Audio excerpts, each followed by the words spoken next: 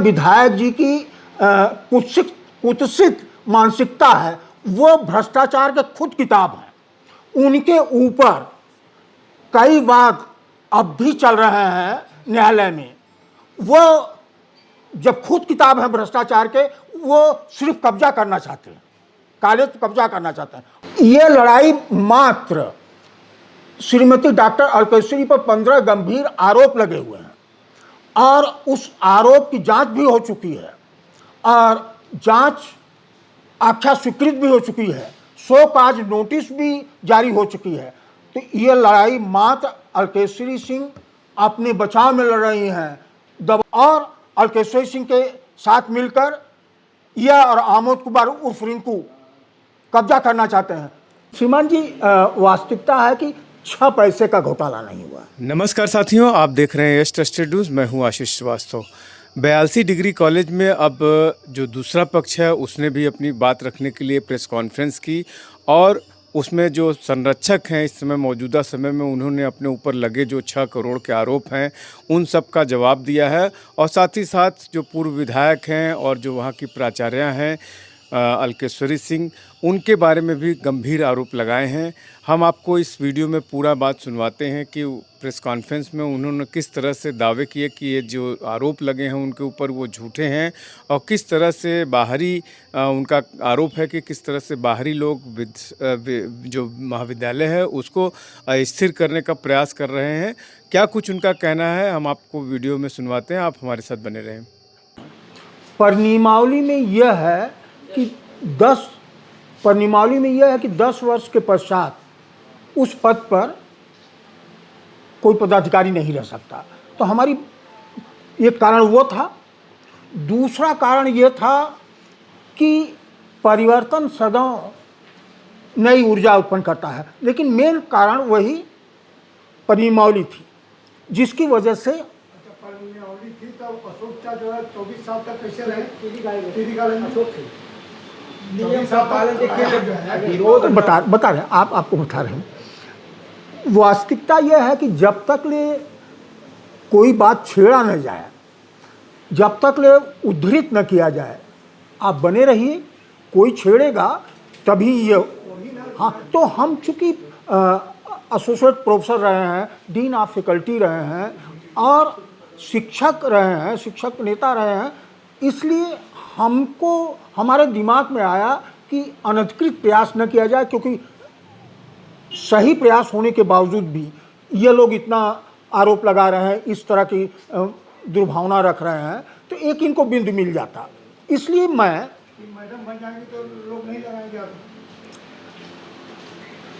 उपद्रवी कहीं भी उपद्रव कर सकते हैं। दहशतगर्दी करने वाले कहीं भी दहशतगर्दी कर सकते हैं। श्रीमान जी, वास्तविकता है कि 6 पैसे का घोटाला नहीं हुआ, 6 नए पैसे का भी नहीं हुआ, क्योंकि जो शासन होता है प्रत्येक वर्ष स्थानीय निधि लेखा परीक्षा या इलाहाबाद से लेखा परीक्षा होती रहती है और हर साल लेखा परीक्षा होती है और यह उनको प्रमाण देना पड़ता है कि कोई गमन नहीं हुआ।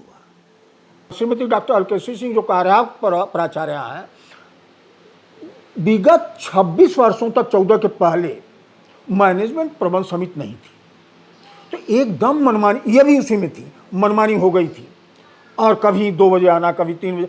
लेकिन चूँकि मैं ऐसे इंस्टीट्यूशन से आया था, उदय प्रताप ऑटोनमस इंस्टीट्यूट वाराणसी, जिसमें अगर आपका 7:15 बजे क्लास है तो आपको 5 मिनट पहले कम से कम कॉलेज में पहुँच जाना चाहिए था।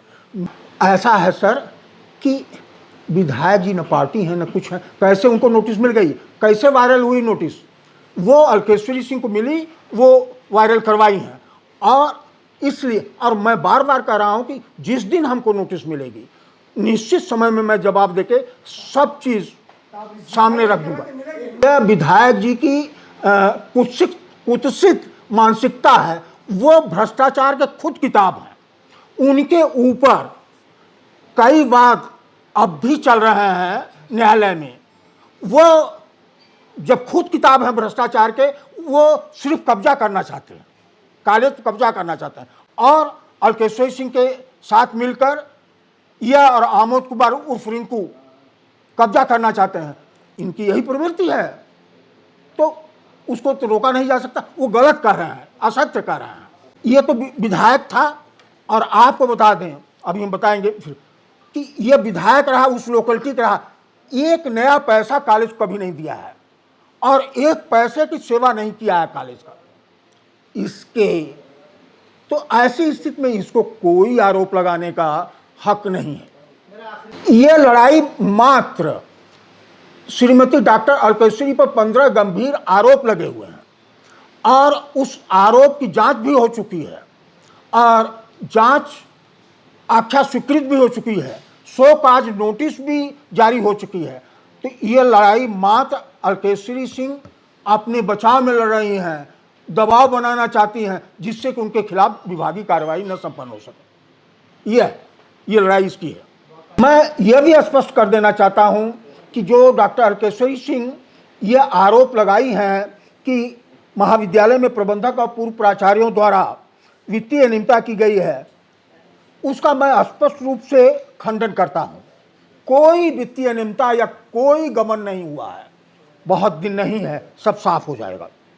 और यह जो 6 करोड़ 5 करोड़ का गबन है, इतना तो पैसा महाविद्यालय में आया ही नहीं, महाविद्यालय में है ही नहीं। और फिर अगर गबन हुआ है तो उसका ऑडिट रिपोर्ट में साक्ष्य होना चाहिए और कोई आरोप सिद्ध नहीं हो पाएगा, क्योंकि सब गलत है। ये तो सिर्फ अपने बचने के लिए ये कर रही है। शुरुआत कैसे हुई इसके नाराजगी का? ये कागज में हेरा फेरी की, षड्यंत्र की। जिस तिथि को प्रमोशन के लिए एप्लीकेशन दी थी, प्रतिवेदन, तो उसमें सेमिनार होता है सर, सेमिनार का प्रमाण पत्र, उस 2 दिन वहाँ भी उपस्थित रही और उसी तिथि को कॉलेज में भी उपस्थित दिखाई, हस्ताक्षर की। तो मैंने मात्र पूछा कि इस तरह कैसे संभव हो सकता है कि एक समय में एक आदमी 2 जगह रहेगा। जब ये फ्रॉड में फंसने की रही 420 की, तो मैंने पूछा, उसके बाद से ये इसकी एरोगेंसी शुरू हो गई। दिमाग में आया कि ये सब तभी संभव हो पाएगा और इसकी सहायता में इसके साड़ू है या बहनोई हैं, विजय कुमार वगैरह शिक्षक नेता जो हैं, ये इसको साथ देते हैं। तो ऐसी स्थिति है सर।